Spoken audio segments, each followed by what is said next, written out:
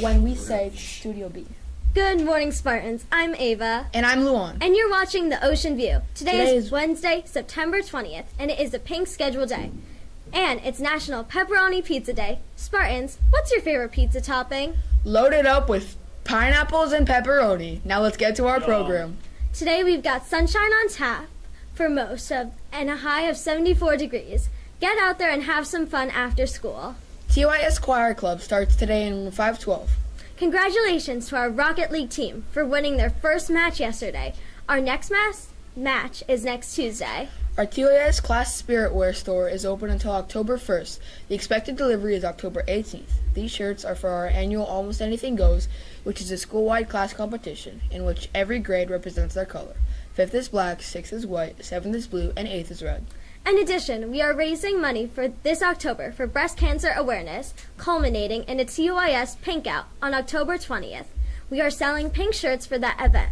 All sales are final. There are no refunds or exchanges. The very first yearbook club meeting will be after school today. Come and hear the theme for the year and all about the exciting initiatives. If you're unable to attend the meeting, you can still join the club. The information is located on the slide at lunch in the cafeteria. Sand Pebbles TYS Literary Magazine is having an interest meeting after school today in room 651. See Miss Gasser in the IMC or Miss Horton in 651 with any questions. Any students in grades 6 through 8 who are interested in joining Hope Club should attend the interest meeting after school tomorrow in room 855. If you have any questions, email Miss Pollard or Miss Woolley. It's Hispanic Heritage Month, so let's head over to Studio B for a very special announcement.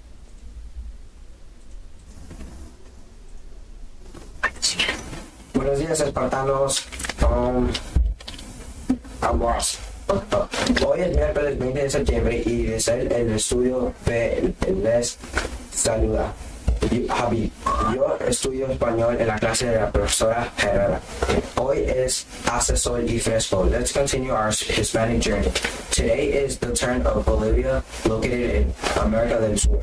Let's see if you can guess the name of one influential American Bolivian lady. She's a very famous and pretty late actress, born on September 5th, 1940, and died on February 15, 2023. Her father was Bolivian and her mother was from Illinois. This actress was in a movie such as El Bandolero and Giselle. She worked with Frank Sinatra and James Stewart.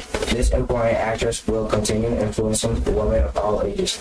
Do you know who this famous Latina is? Send us your answers to the Ocean View. The first respondent will get rewarded. Buena suerte. Back to you, Studio A. Thanks. In sports, the field hockey team came out strong and won their first game versus Lion Branch with a score of 9-0. Goals were scored by Ashlyn Farley, Emma Pichota, Maggie Kelly, Sadie Conklin, Annabelle M., and Addie Dalia each scored 2 goals. Assists were made by Annabelle 2, Emma Knight 2, Addie Dalia 2, and Ashlyn Farley. Defense did a great job. A special shout out to Landon Clark, who played her first game in goal and had her very first shot of the season. Yesterday, the 8th grade girls soccer team won 10-0 against Long Branch Middle School. Paloma Caringi scored 4 goals, and the other goals were scored by Erin Decker, Natalie Vitale, Samantha Varela, Kenzie Craig, Kelsey Craig, and Grace Laffey. Goalkeeper Emma Burke earned her first shutout as well. All the girls played well, and they are excited for their next game against Thompson Middle School. Well, it's NJ Science Week, and we are going out with a quick awareness video. Thanks for tuning in to the Ocean View, and see you all tomorrow. Bye!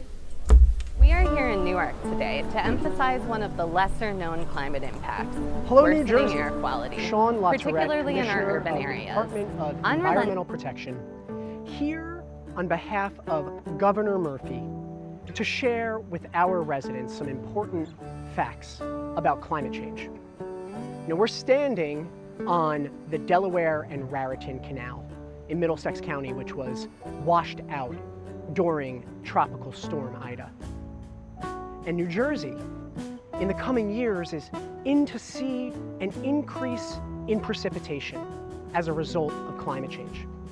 This summer, all over our state, we saw intense, heavy rainfalls causing dangerous flash floods, even without tropical storms or hurricanes. And then, on the night of September 1st, many areas of central and northern New Jersey experienced the devastating, intense rains and flash flooding caused by the remnants of Tropical Storm Ida as it reached the northeastern United States. Cars were washed away, families were torn apart, and basements and ground floors of homes were inundated with floodwaters in mere minutes as floods flashed in and first responders launched into action to save lives.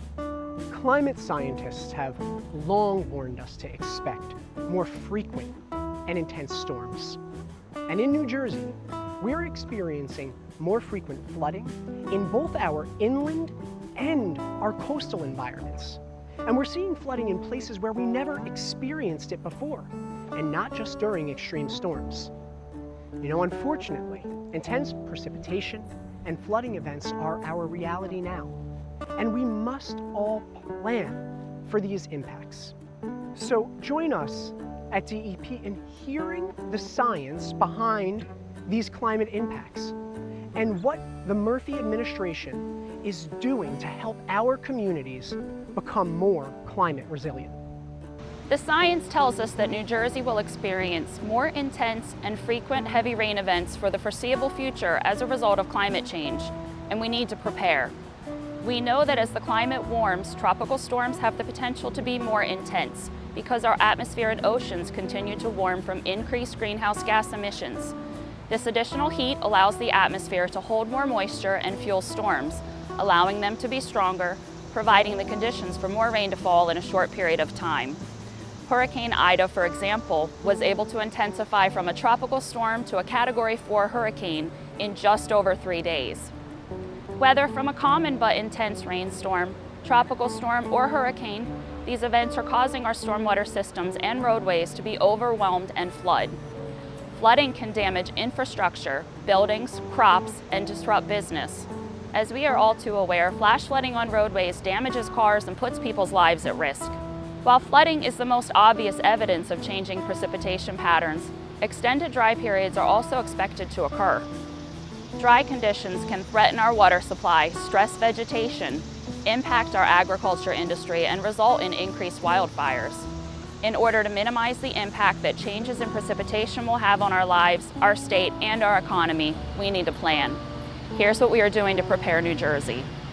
Because precipitation patterns are changing, we can't rely on the past to help us predict the future.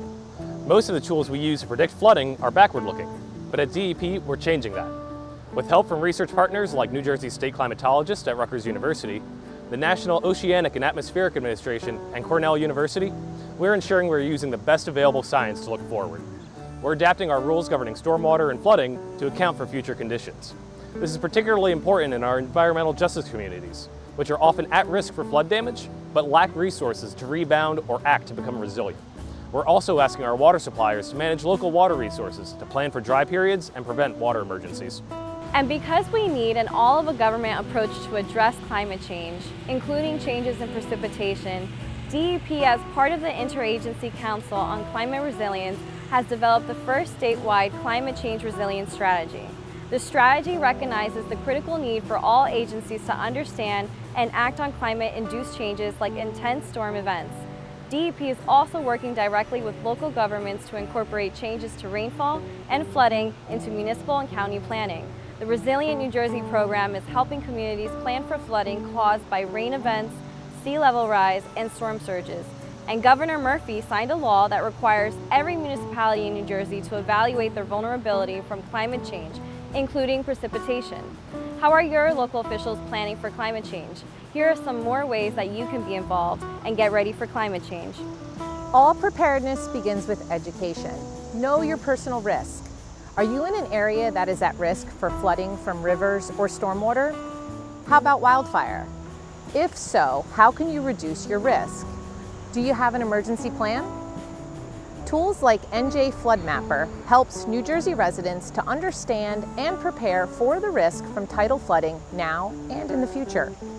You can view flooding hotspots, on and contribute to NJ's mycoast.org, which is a portal used to collect and analyze public photos of flooding statewide. You can visit njwildfire.org for current fire danger levels and restrictions. Private companies are also starting to provide flood and wildfire risk scores based on forward-looking projections. All of these tools can help us understand our risk and then prepare accordingly. Heed wireless emergency alerts sent by the government on your phone for emergency conditions like flash floods and wildfires. Stay safe by staying away from floodwaters. Don't drive through water. Even a small amount of water can be dangerous. If you live in or are visiting a flood or fire-prone area, make an evacuation plan. Protect yourself and your property by looking into flood insurance even if you aren't in the mapped floodplain. Manage your on-site stormwater with a rain garden or a rain barrel, and consider reducing your impervious surface and replacing it with walkways or gardens that can absorb rain. Talk with your local officials and ask them to do the same. Report when storm drains are clogged or malfunctioning. Ask your local officials to implement Sustainable Jersey's flooding risk actions. Simply knowing your risk of flooding will allow you to determine if you need flood insurance and to make a flood plan so you know that you and your family will be safe during a flood emergency. A flood plan is an easy way to make sure everyone in your family knows what to do in case of a flood, for you to identify your evacuation route, and to gather any supplies that you may need.